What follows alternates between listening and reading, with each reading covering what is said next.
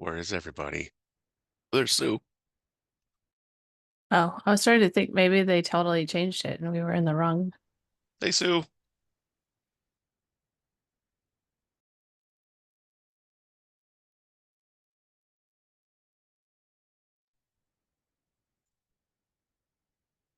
Let's hope that's not the case.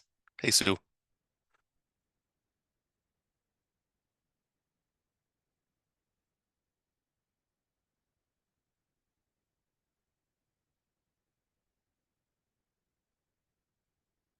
Doesn't Fred usually take a road trip sometime over the summer? He did. And I think he does. Yeah, he like goes up north, I'm and just wondering when. I don't know. He hasn't said. We So can we'll bug him. have to ask him. Yeah, exactly. If he's on. So I got a cryptic email from John yesterday, the day before. Oh, there's Fred. So I guess we're okay. Never mind. Hey, hey, Fred. Do you know what John was talking about having to sign in to the website to take it? No, I have no idea. Okay. All I know is she just gave me something to click on. That's all I know about this class, basically. Same. Yeah. And if that doesn't work, you're out of luck, right? Well, Or we're out of Megan's luck. yeah. Well, Megan's the go-to person. If you have any problems, she's the one who set this up. Yeah. I have a question that I asked Chris and he did not know the answer. Don't you normally take a road trip this time of year? Sometime in the summer, we're actually doing it the last week in August this year. So So I'm premature. a little bit, yeah. And you'll just But be away a week? Yeah, I'll miss one class. It'll probably be the last Tuesday of August. Yeah. Freddie Mindy told me to tell you she wouldn't make the meeting tonight because she's in Budapest. Okay. That's no excuse. they've got internet there. Come on. They get Yeah, but internet it's there. like 3 o'clock in the morning there. Oh, there is a time difference. That's true. Okay.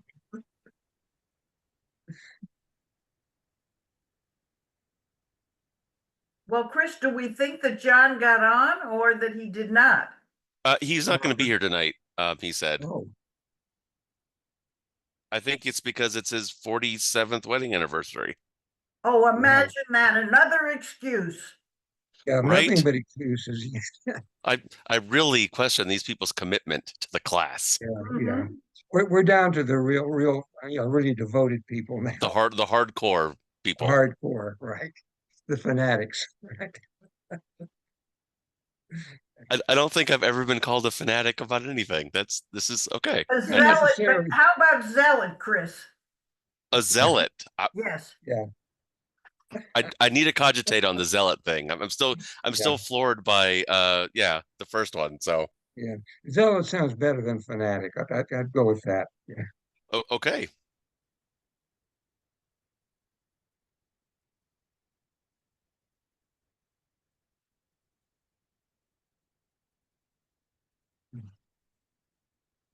Okay.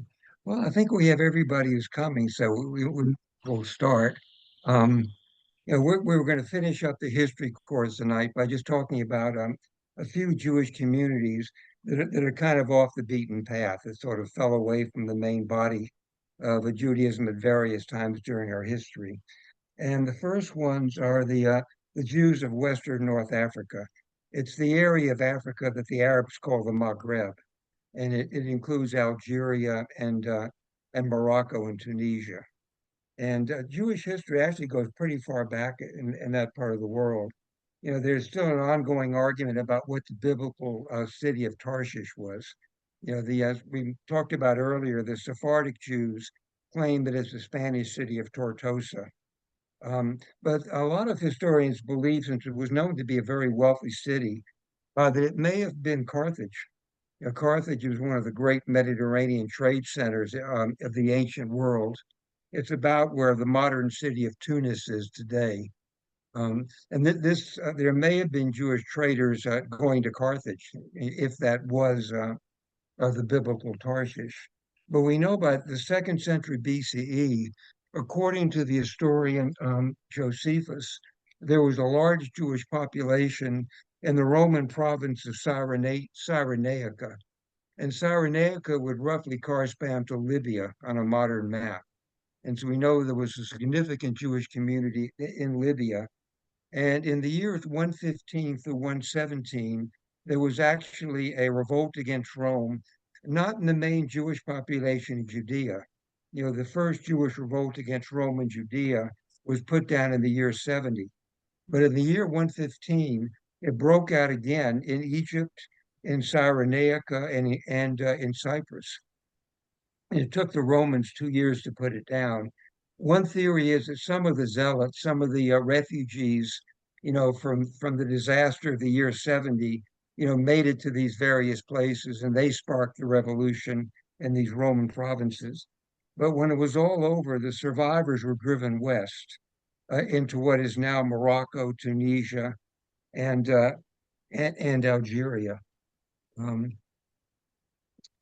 After the Roman Empire collapsed in the 5th century in the West, Western North Africa was taken over by the Vandals, one of the Germanic tribes that was taking over the Roman Empire.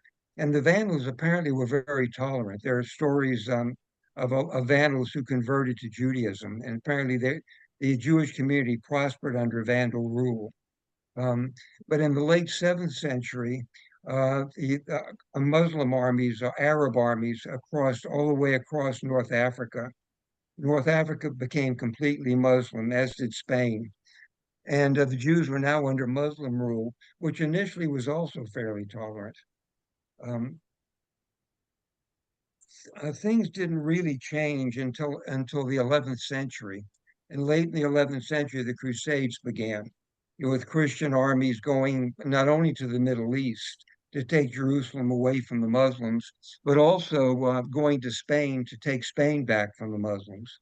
And with this, the traditional Muslim tolerance of Jews and Christians really went out the window. You had Muslim fanaticism to match Christian fanaticism, and the Jews were pretty much caught in the middle. Starting in the late 14th century, things got worse and worse for the Jews in Spain. There was more and more pressure to either convert or get out. And, in the final expulsion in 1492, and many of these Jews went to North Africa. It was just one of the closest places, one of the easiest places to get to, which really raised the cultural level of the Jewish communities there. And from about the 15th century on, how Jews lived there really depended on who the Muslim ruler was. We know, for instance, that Moses Maimonides and his family, left Spain in the early 12th century, when at the very early time when the fighting was starting, and ended up in Morocco in Fez. And there's a tradition that Maimonides actually converted to Islam, while he was in Fez, basically just to stay alive, until he could get somewhere else. And then the family eventually left and ended up in Egypt, where he reconverted to Judaism, assuming, again, we're not absolutely sure that he was a Muslim. During the Middle Ages, though, things tended to get worse, and Islam was in decline, and the cultural level of the Jews fell along with the cultural level of the Muslim communities they lived in. Things got better, though, in the 19th century. This was the century of European imperialism, and Western North Africa was taken over by the French. The French colonized Algeria, Morocco, and Tunisia, and this was a major advancement for the Jews in those areas. The French believed they had this mission to civilize the world. In other words, bring them up to French standards. And in 1860 in Paris, an organization called the Alliance Israélite Universelle was founded by a group of Parisian Jews. And the object was to bring up the cultural level of the Jews living in Africa and the Middle East to French standards. In other words, to civilize them. And the alliance actually started building schools all over the Western North Africa and also in the Middle East. By 1900, there were 100 of these schools, and there was a major elevation of the cultural level of Jews living in North Africa then. And in 1870, the Jews of Morocco, Tunisia, and Algeria were actually granted French citizenship. Um, Things took a turn for the worse again, though, in the 20th century. In 1940, when France fell to the Germans, France was divided. The northern part was occupied directly by the Germans. The southern part was with the capital at Vichy, the so-called Vichy regime in France, was governed by French collaborators with the Nazis. And the Nazis decided to let the Vichy government take care of all the French colonies. So the Jews of Algeria, of Morocco, of Tunisia, all came under Vichy French rule. And of course, the Vichy's were collaborating with the Nazis and began deporting Jews from these countries back to Europe, to the concentration camps in Europe. Um, Interestingly enough, the one place they really meant resistance was in Morocco. The king of Morocco at that time, Mohammed V, who actually was Sultan of Morocco, actually tried to protect his country's Jews. He actually defied the Vichy authorities Good for him. and actually interfered with the deportation of Jews, so that a lot of Moroccan Jews were saved by the Muslim government of Morocco.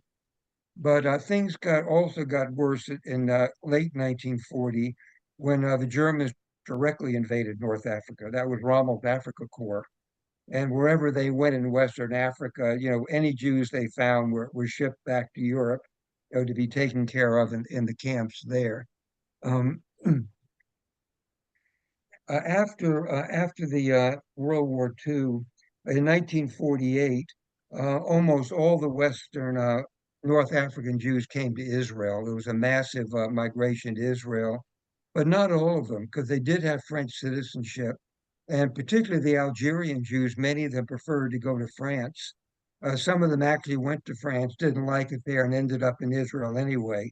But by around 1950, there were very few Jews left in Western North Africa. And again, the Moroccan government really tried very hard to persuade the Jews there to stay, but it wasn't any use.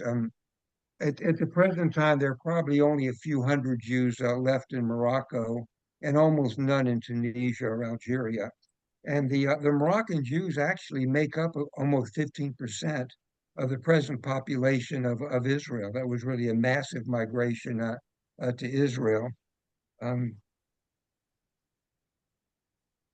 the other African Jewish community, of course, were the Jews in Egypt, and they actually go back to biblical times also. The archaeologists have actually found evidence that there was a Jewish settlement in southern Egypt, about where the Aswan Dam, stands now. And these apparently were Jewish mercenary soldiers who were hired by the Pharaoh to protect Egypt's southern border. They built their own temple there. The archaeologists have found the ruins of a temple in the Aswan region. And there's also letters that went back and forth between Aswan and Jerusalem. They stayed in touch with the main body of Jews in Judea. And of course, in 586, when the Babylonians destroyed Jerusalem and the temple, those refugees from there scattered all over the Middle East. A lot of them ended up in Egypt.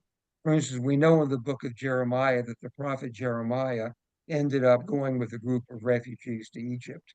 So there was always, back from biblical times, there's always been a very significant Jewish population in Egypt. And that actually declined for a while because the Egyptian Jews joined in the revolt of 115.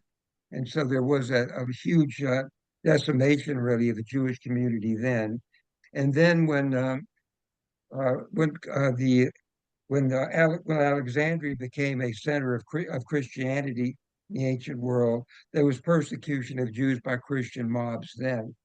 So it actually sank with Christianity.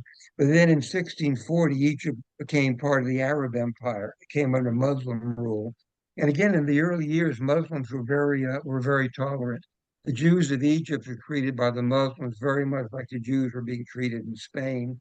So there really was a revival of Jewish fortunes then. We know, for instance, in the 12th century, Maimonides decided to move his family there because there was a very large, very prosperous Jewish community in the area. It was called Fostat then, it's Cairo now, but there was a large, prosperous Jewish community around what's now Cairo, who welcomed Maimonides, who eventually became court physician to Saladin, the ruler of Egypt.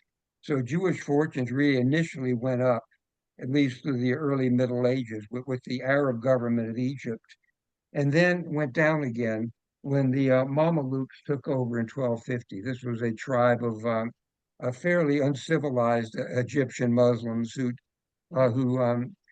finally ended Saladin's dynasty from 1250 on, ruled Egypt. But then there was a revival again when the Ottoman Empire took Egypt as part of its empire in 1517. And the Jews tended to prosper under Ottoman rule. And they prospered even more in the 19th century when the British took over Egypt. And the British takeover of Egypt was not really Egypt never became a British colony in the sense that Kenya or India or Burma were. But in the 19th century, the Ottoman Empire was really starting to fall apart. Egypt really became, even though it was nominally part of the Ottoman Empire, the rulers of Egypt really made it essentially independent for all practical purposes. They borrowed a lot of money. There was the project to build the Suez Canal in the 19th century. They got over their heads in debt and essentially were taken over by a bunch of British banks. They sort of went into receivership with bankruptcy. And the Bank of England essentially took over managing the Egyptian economy. And so, for all intents and purposes, it was an English colony, but not really legally. And again, the Jews tended to thrive under British rule. So it was an up and down thing for the Egyptian Jews. But again, after 1948, almost the entire Egyptian Jewish population migrated to Israel. So that today there is essentially no Jewish community in Egypt. And just as there really is none left anywhere else in North Africa, really.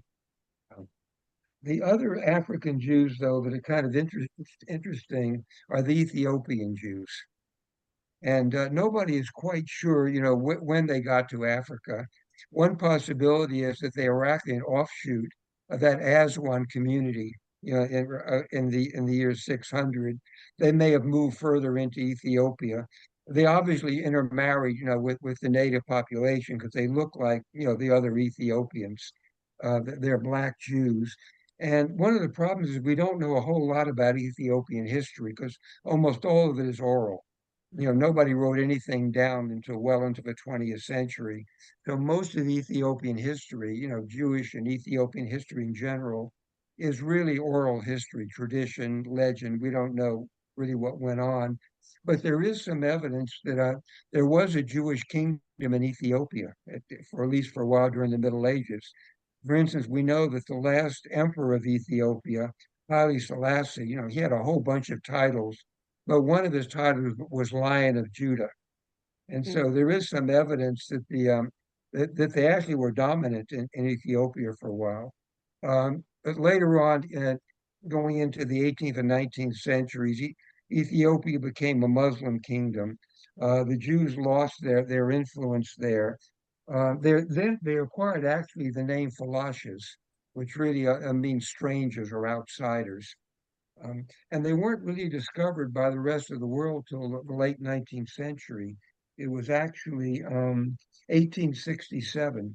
A French Jewish archaeologist named Joshua Halevi was traveling in Ethiopia, and just by sheer dumb luck ran across this community. And they were amazed to see him because they thought they were the only Jews left in the world. They had no idea that there were any Jews living outside of Ethiopia. And they're really fascinating because, they broke away from the main body of Judaism before the Talmud, before rabbis. And so the Judaism they're practicing is really biblical Judaism. they were never affected by rabbinic Judaism. So they don't have rabbis. They never heard of rabbis. They have priests. They're Sabbath observant. They followed. They were following the Sabbath rules in the Torah. Um, they have Torah scrolls, but over the years they had lost the Hebrew language. So their Torah scrolls are written in an Ethiopian language called Ge'ez. They don't know Hebrew. They follow the biblical dietary laws, but not the rabbinic dietary laws. So they don't eat pork and they don't eat shellfish, but all the stuff about the milk and meat separate dishes and all the rabbinic stuff, the rabbis made up, they never heard of. So they're kosher, but they're kosher in a strictly biblical sense, not in a rabbinic sense. Um, they were persecuted by the Italians in World War II because the Italians invaded Ethiopia. That was one of Mussolini's first conquests in Africa. For a while, the Italians ruled Ethiopia, and the Jews were persecuted under Italian fascist rule. Um, After World War II, Haile Selassie returned to Ethiopia, and he blocked the Jews from, we don't know why, but he blocked the Ethiopian Jews from going to Israel after 1948. So they were the only group of African Jews who really didn't migrate to Israel in the years immediately following 1948. Haile Selassie was overthrown in 1974 by a military coup. Um, and one of the reasons that there was no move to rescue the Ethiopian Jews before then is there was a big debate in Israel among the various rabbinic factions in Israel as to whether they were really Jews or not, which when you think about it is pretty ironic. I mean, these people are probably closer to Moses than any other group of Jews in the world. And there you have these European rabbis in Israel debating whether they're really Jewish or not. But finally, in 1975, the Israeli rabbinate finally decided that the Ethiopian Jews were kosher. They really were Jews. And this is when a number of rescue missions started, to bring them to Israel. At the present time, there are about 150,000. And initially, they faced really a lot of racism. I mean, it sounds weird to talk about racism between groups of Jews, but they were.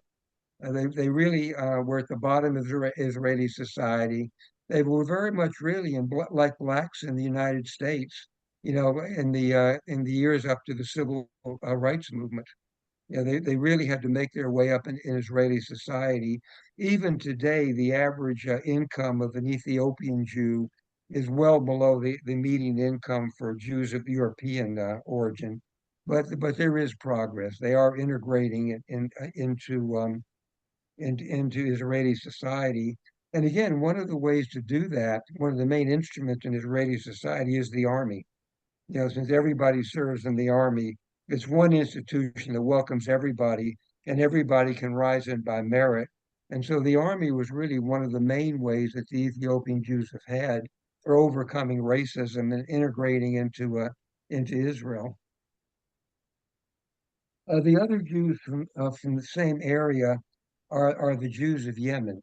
It's interesting. There's a legend among the Ethiopian Jews that their origin is really with the Queen of Sheba in the Bible. They believe the Queen of Sheba was an Ethiopian. And then when she came to visit King Solomon, she had an affair with him. And they had a son named Memelech. And Memelech is supposedly the ancestor of the Ethiopian Jews. The problem is the Ethiopian Jews are the only ones who believe that. And most historians believe the Queen of Sheba, assuming she was a real historic character at all, was probably a Yemenite. There were Jews living in Yemen really during biblical times. It's fairly easy to get to Yemen, really from the Sinai. The Red Sea is fairly narrow. It's very easy to cross there to Yemen, and actually. Again, a lot of the history is like Ethiopian history. It's oral history. It's a lot of it's tradition and legend. But there is a legend that the king of Yemen converted to Judaism in the 6th century. And so that Yemen was actually a Jewish kingdom for at least for a century or two. And these Yemenite Jews kept close contact with the Jews of Jerusalem and the Jews of Babylon, after the Babylonian exile. Um, and the other reason we know there were probably a lot of Jews in Yemen and possibly in the Arabian Peninsula also is the evidence really is Islam. You know, it's really striking how many how much of Judaism Islam absorbed, and where would Muhammad have gotten that unless there were a significant number of Jews, you know, living that he had direct contact with. You know, Muslim halal is essentially Jewish kosher laws. There's very little difference. Anything that is kosher by Jewish law is halal by Islamic law. The idea of monotheism, you know, there are a lot of the idea of the Sabbath, which they moved to Friday. A lot of this comes from Jewish religion and culture. And so obviously Muhammad had a lot of contact with Jews. So there must have been not only in Yemen, but there must have also been Jewish communities in Western Arabia, you know, where he lived. Um, the Jews of Yemen actually began coming to Israel even before 1948. They actually were among the original Zionists. They began coming to Palestine at the very beginning of the 20th century, when the Zionist movement was just beginning. And then, of course, after 1948, there was pretty much all the rest of them who had not already had come there. And they're a very interesting group of Jews. They tend to be very religious. They're among the most religious of the Israeli Jews. There's a very high level of learning and observance. But interestingly, they also have a very unique worship style. The Yemenite synagogue don't have any seats. You don't sit down in a Yemenite synagogue.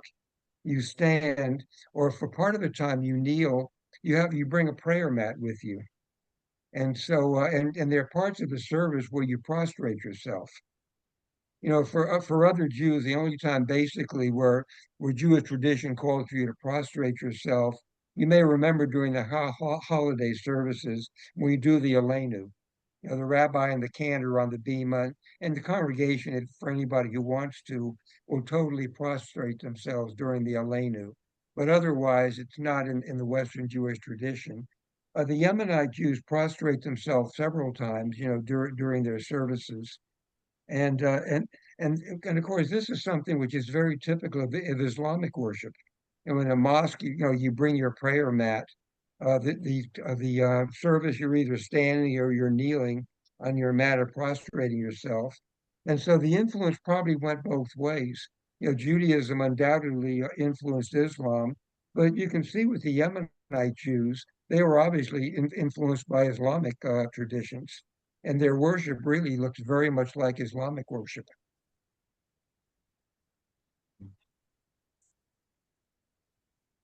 But Fred, what's the content Yes. of their service? Is that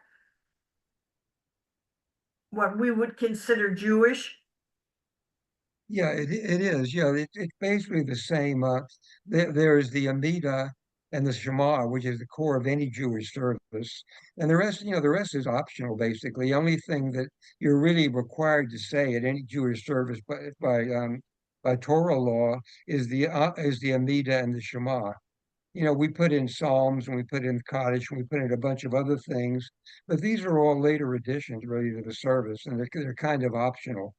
Um, and no, the core service is the same, although again, traditions vary. For instance, the Yemenites follow Sephardic tradition, and when we do a Torah service, we read the Torah first, and then we have Hagbah and Galila. You know, someone lifts up the Torah and shows it to the congregation to show you the portion that's been read. In their services, they do Hagbah first for the Torah reading. So they do the procession with the Torah, they uncover the Torah, and then they lift it up and show it to the congregation, and then they read it. So the order is a little bit different. So yes, there are different traditions, different things are done in different places. There are psalms that are traditional for them that we don't do, but the core of the service is really the same. And then the other, of course, Jews in the Middle East are the Persian Jews. And these, you know, we think had their origin with the Babylonian exile. You know, we know that when Cyrus of Persia conquered Babylonia in 538, and he let the Jews go back, most of them didn't go back. Most historians guess probably about 10 or 15%. Most of them stayed in Babylonia, stayed in the Persian Empire, and they probably spread out through it. And the indirect evidence we have of that is the Book of Esther. The Book of Esther talks about King Ahasuerus. He had an empire that went from India to Ethiopia, 127 provinces. And toward the end of the Book of Esther, after Haman's plot has been foiled and Haman has been hanged, they sent out letters to all the provinces of the Persian Empire, all 127 provinces, telling them, that they're safe, that Haman's plot is not going to be carried out, which suggests there was already a Jewish diaspora all through the Persian Empire at that time. And probably some of the Jews, scattered even further east, for all we know. So there's a long history of Jews in Persia, and actually the fact that most of them didn't go back was probably a good thing, because after the Romans crushed the Jewish revolt in the year 70, and then again crushed the Bar Kokhba revolt in 135, Jewish life in Judea had pretty much been wiped out. And Jewish culture really was carried on by the Jews of Persia. Persia was the one place that the Romans were never able to conquer. They called it Parthia. And in every generation, some ambitious Roman general would move east, try to conquer Parthia, extend the empire, and they were never successful. So these Babylonian Jews, these Jews who didn't go back, who had grown to probably close to 1 million people, by the second century of this era, these were the people who carried on Jewish religion when it was being crushed in Judea by the Romans. And so it's one of these ironic quirks of history. It's a good thing they didn't go back. These were the Jews who finished the Talmud. They took the Mishnah was the very last thing the Jews in Judea accomplished before the lights kind of went out there. And the Talmudic academies of Babylonian took the Mishnah, built on it, and produced over the next 4 or 5 centuries produced the Talmud. So it was really a good thing that these people didn't go back maybe to Judea. In the 7th century, Persia was conquered by the Arabs. It became Islamic. But again, there was a very tolerant Islamic government at that time, and Jews really continued to thrive in Persia. In the 13th century, though, there was an invasion by the Mongols from Central Asia, and the Muslims were temporarily driven out of Persia, came under Mongol rule. And the Mongols, interestingly, they were barbaric people who really had no written language. And they had conquered a huge empire, and somebody had to help them administer it. And so they thought the Jews would be great for that. The Jews were illiterate. Since the Mongols were pagan, they didn't have any of the Christian or Islamic prejudices against Jews. And what they did actually is take a lot of Jews from Persia and deport them to Central Asia, to some of the major cities in their empire, cities like Samarkand and Bukhara, all these Central Asian cities. And this was the beginning of a number of thriving Central Asian Jewish communities, particularly in Bukhara. Even in New York today, there's a large colony in Brooklyn of Bukharan Jews, from the community that grew up in Central Asia as a result of migration of Persian Jews who were there to help administer the Mongol Empire. In the 6th century, it came under Shia Islamic rule, which again was not as good for the Jews because the Shia Islam tends to be much more fundamentalist and much more intolerant than the Sunni mainstream Islam is. But in the 20th century, in 1925, the Pahlavi dynasty took over, and they were not overly religious. They were Western oriented, and the Persian Jews really thrived under the Pahlavis. You had a number of very wealthy Persian Jewish dynasties that grew up starting in the 1920s. In 1948, there was some migration to Israel, but not a lot. the Persian Jews were really doing well under Pahlavi rule. Um, and the mass migration really didn't begin until 1979, when the Ayatollah Khomeini overthrew the Shah, ended the Pahlavi dynasty, and began the Islamic Revolution in Iran.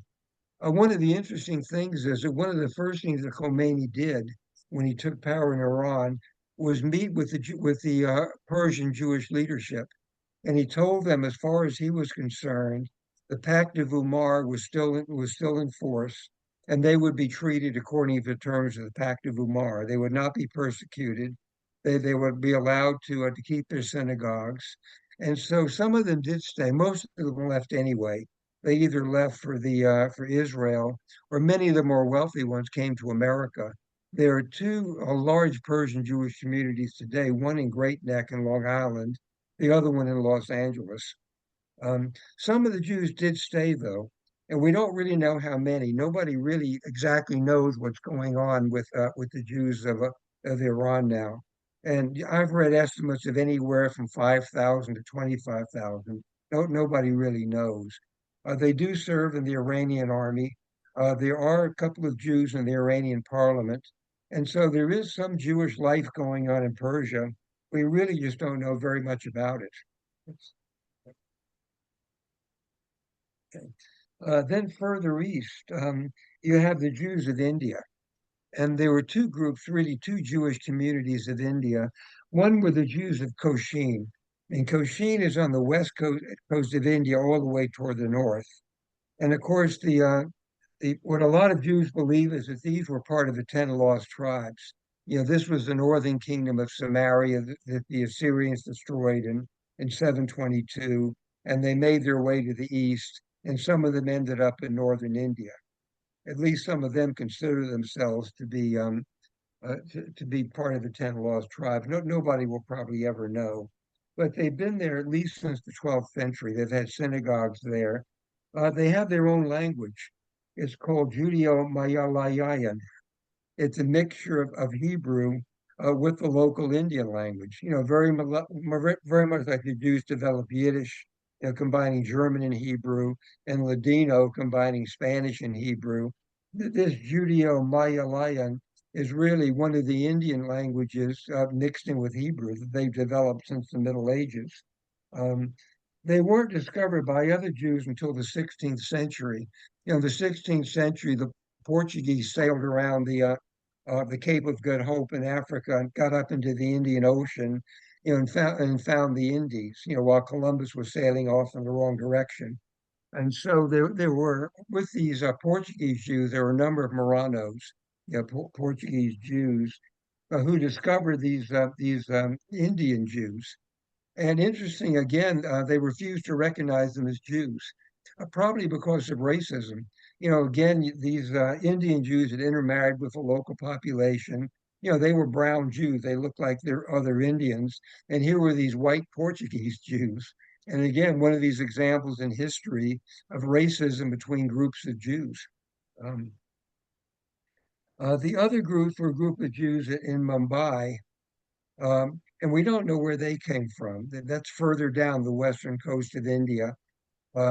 They claim also to be, from the 10 lost tribes, although the Israeli rabbinate does not recognize them. And India, really, among all the countries of the world, really is remarkable for the total lack of anti-Semitism. It's just not in Hindu culture. The only attacks of Jews that really have occurred in the modern era in India have been from Indian Muslims, from Muslim fanatics. The Hindu culture is an amazingly tolerant culture. And in 1948, this was one group of Jews that did not go to Israel. They were thriving in India and really felt no reason to migrate. They have had some attacks, but as I said, these have only been attacks from the Muslims. And India is a very unique country that way. It's one of the few countries where anti-Semitism really never seems to have gotten a foothold. And then there's some smaller, more exotic groups of Jews. There actually was a Chinese Jewish community. And this goes back, we think, to Roman times. There was what was called the Silk Road, where people went from Persia and the Middle East across Central Asia to China for the silk trade. And there was a Jewish community in central China, and it called Kaifeng. And this dates back to the 7th century, end of the Tang Dynasty. Um, we don't know how many of them there were. It probably was not a large community, but they did leave some records. We do know there was a Jewish community in Central Asia, at least as far back as the 7th century. In the 19th century, European traders began landing on the eastern coast of China. This was the mid-19th century when the British fought the Opium Wars in China, to force the Chinese to open up their ports, to Western traders. So you have the English, the French, Germans, people from all over Europe, setting up little mini colonies on the eastern Chinese coast. And a lot of Sephardic Jews from the Ottoman Empire took advantage of that. Jews from Persia, from Iraq, from India came to eastern China, particularly to Shanghai and to Hong Kong. And a number of them were really a major influence in the westernization of China, which began in the late 19th century. When the Chinese monarchy had been overthrown, when Sun Yat-sen, took over China in the early 20th century, these Jewish dynasties really thrived under Chinese rule there. There were also refugees from the Russian Revolution that just came east from Russia after 1917. There were also refugees from the Nazis in the 30s and 40s who actually ended up in China. So by the time of the Second World War, there was really a thriving Jewish community both in Shanghai and in Hong Kong. And all of that ended really after the communist takeover in 1949. Almost all the Jews there left. Some of them migrated back to Europe. Some came to America. Some came to Israel. But there really is no significant Jewish Chinese community left anymore after 1949. And the other interesting group are the Jews of Japan. And again, the first contact Japan had with the European world was in the 16th century with Spanish and Portuguese traders, who were the first Westerners actually to discover and visit Japan. And of course, with these Spanish and Portuguese traders were the Marranos. Many of them were secret Jews. In 1853, Japan ended its isolation and began trading with Western traders. The first Jewish community in Japan was in the 1880s in Yokohama, and there still is a synagogue in Yokohama. There was some immigration from Russia, but the Jewish community in Japan never really got very large. There are only a few thousand Jews now, mainly in Tokyo and Kobe, where there are synagogues in both those places. Where there was, though, a temporary Jewish population in Japan was during World War II. And this was because of a very, very unusual family, Chiyuni and Yukiko Sugiharas. And Chiyuni Sugihara was the Japanese consul in Lithuania during World War II. In 1940, he was the Japanese consul there. And when the Germans went into Poland in 1939 and began killing all the Jews they could find in Poland, there was a wave of Polish refugees that moved north into the Baltic states. And these refugees came in with all these horror stories about what the Germans were doing in Poland. And the problem, they knew that eventually that the Germans were going to be in Lithuania also. But the question was how to get out. They couldn't get out to the west. The Germans already controlled all of Western Europe. They controlled France, Holland, Belgium, the Netherlands. There was no way to get to Western ports. The only way really to get away from the Germans would be to trek all the way across Russia, to really to Asia. And so what Chiyuni Sugihara did is began writing Japanese visas for these Jews. He wrote them by the thousands. After a few weeks of doing this, word got back to his bosses in Tokyo about what he was doing, and they immediately told him to stop. Japan was theoretically at least part of the Axis. It was an ally of Germany. They didn't want to do anything that would go against German policy toward the Jews. And what Sugihara did was just to ignore this. He kept on writing visas, and Jews kept on going across Russia, across China to Chinese ports and to Japan. And finally, when they finally shut the consul down to stop him, he had written Japanese visas for thousands of European Jews, Lithuanian and Polish Jews, and saved the lives of thousands of Jews who were able to go east, end up in Japan.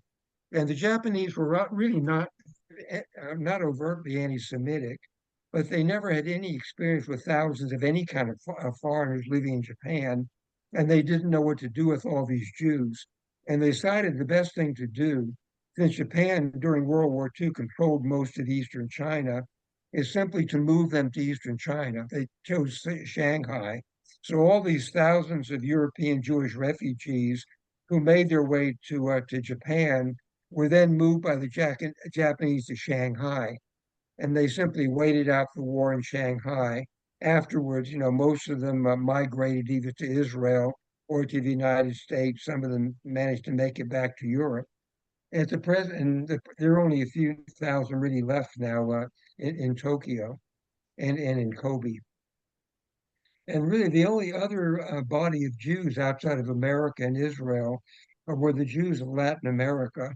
And this was really a biphasic kind of thing. And we talked about this before when the first Spanish explorers, starting with Columbus, came to Central and South America.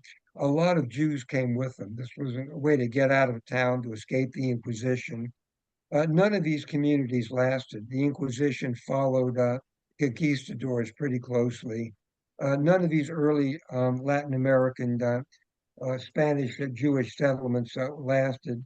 And there was really no Jewish presence until about the mid-19th century, when these countries became independent from Spain.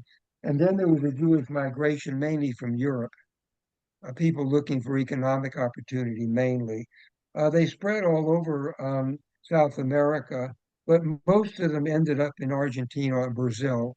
And really, to this day, there are about 500,000 Jews in South America, the great majority of them either in Brazil or in Argentina.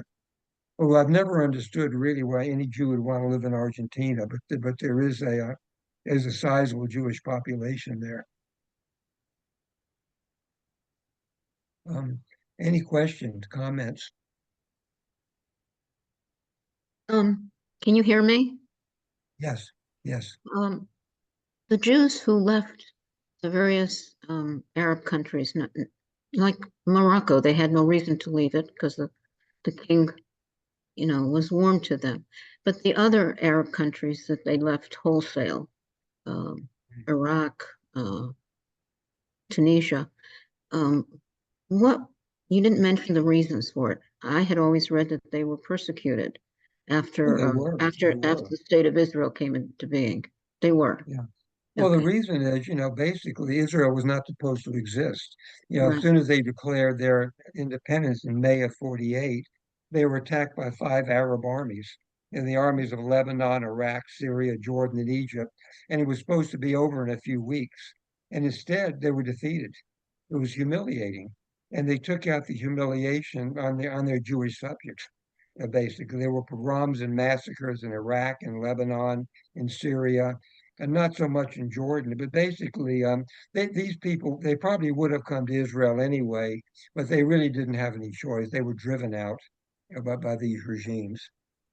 Did they lose their possessions, their assets when they Yeah, left? a lot of them did. Yeah, yeah.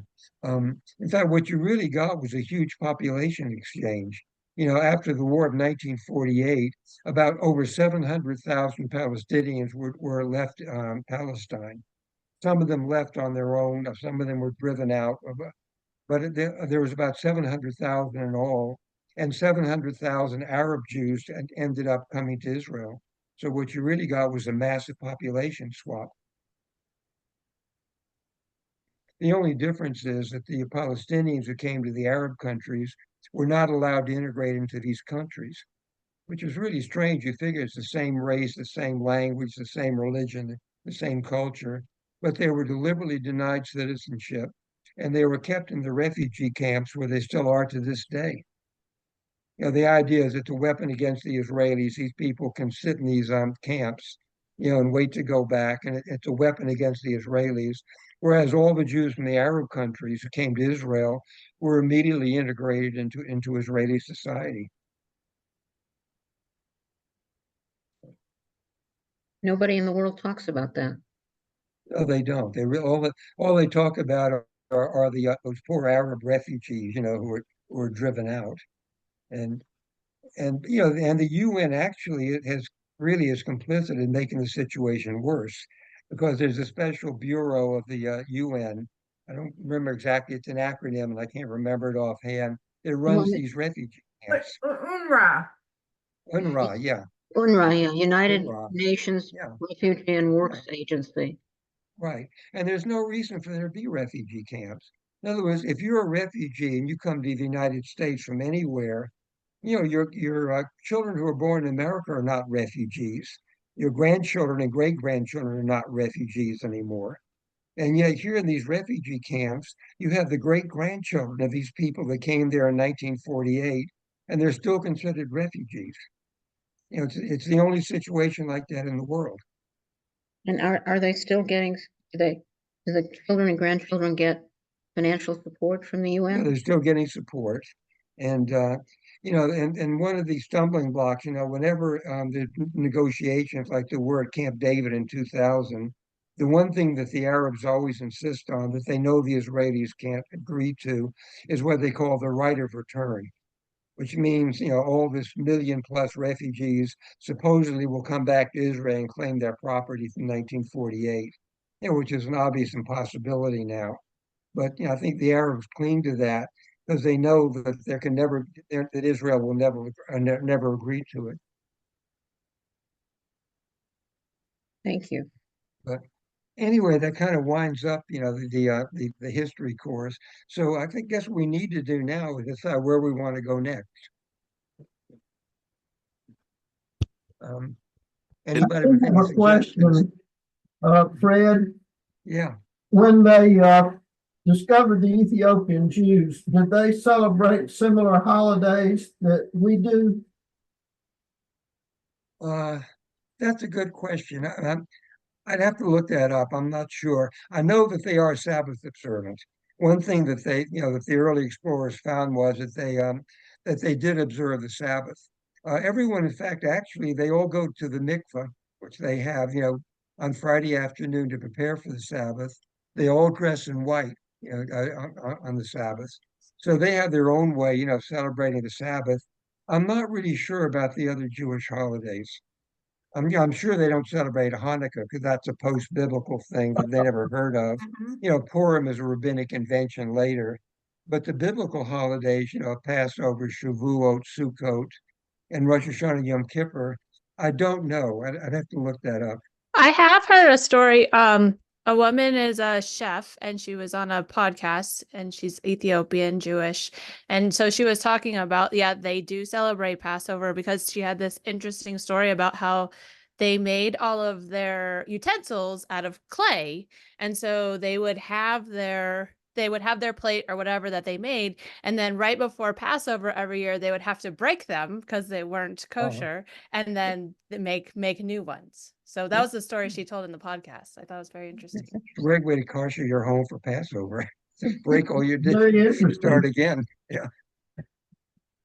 Jeff, you asked about where to go from here. Hmm. I'd be interested in knowing about Israeli history for the last, say, 25 years. Problem is, we just covered that a few weeks. We did Oh, a you few did? weeks on that Oh, a few okay. weeks ago. Yeah. All right. Um, one thing, let me throw an idea out. What we could do a traditional thing and study the Torah parsha for the week each week. Yep, that sounds That good to would me. be Well, that would be more of an interactive class because everybody could do some of the reading, and everybody could give their own opinion as far as the interpretation. So you wouldn't have to listen to me talk for an hour. But what if we enjoy listening to you for an hour? But Fred's probably tired. No, that sounds great to me. That sounds I fun. like it. Okay. Yeah, let's do it. Okay. Well, next Tuesday, I looked it up just in case we decided to go along with that.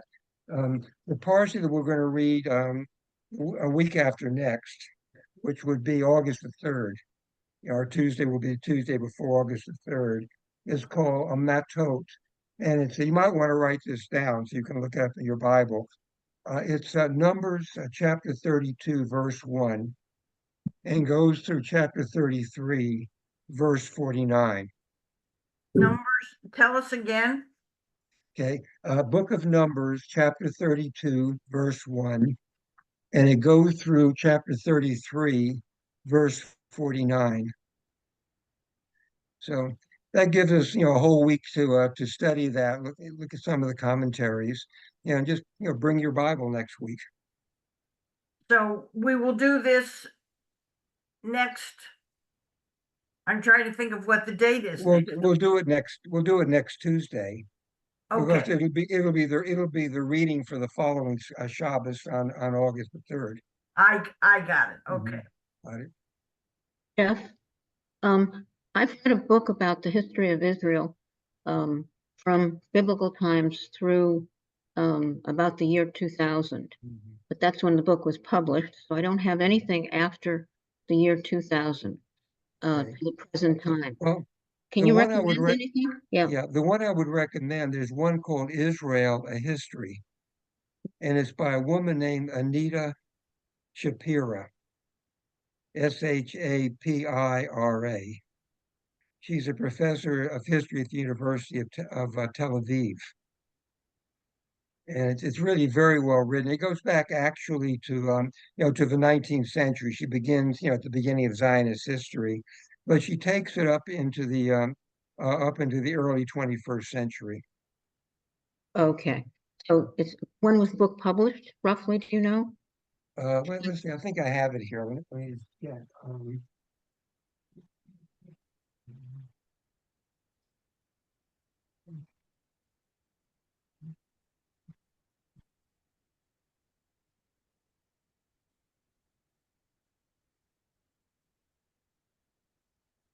I think 2014 maybe. Yeah, got it. Here I have it. It was published in. Let's see. No, it's more current than that, Chris. Yeah. It was published by the Brandeis University Press in 2012. Oh, you're right. Yeah. Okay. Forgive me for That's- doubting you. That helps. It doesn't happen very often, so you're Yeah. forgiven. Anything since then also from, that includes the past 10, 15 years? Uh, The book, really, no. Israel, let me get it, Daniel Quarters? because that is Mhm. more current. Yeah. There's another one which is by Noah Tishby. Yeah, that's the one I'm talking about. Yeah, that's the one. Yeah, it's sort of. She's not a professional historian. She's actually an Israeli who right now is a Hollywood producer. But Oh. she's written a really good book about what life is like in Israel today. Yeah, really based on her own experience and her own family. Yeah. And it's very readable. It's very Yeah. light reading. Yeah. It's called Israel, Israel, and the author is Noah, Noah Tishby. Is that how that's pronounced? Yeah, Tishby. Tishby. And T- let's see, when that's more recent, I think, Fred. That's in the last couple of years, I think. I think that's That's 2020, really much more recent. 2021. Yeah, Okay. yeah. Okay, thank you. Okay. So then basically I'll see you guys next week and we'll study a little Torah then. Great. Thanks, Oh, Fred. good. See you then. Thank See you all then. Fred. Thank you, Fred. Okay. Thank you, Fred. And